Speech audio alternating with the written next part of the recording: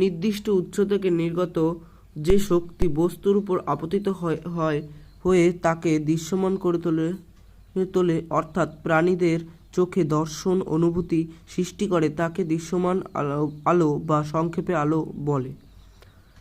তাহলে আলো নির্দিষ্ট উৎস থেকে নির্গত যে শক্তি বস্তুর উপর আপতিত হয়ে বস্তুকে দৃশ্যমান করে তোলে তাকে বলা হয় আলো।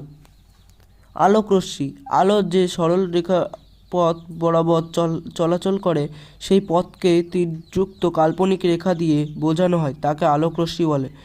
অসংখ্য আলোক রশ্মি একসঙ্গে থাকলে তাকে আলোক রশ্মি গুচ্ছ বলে।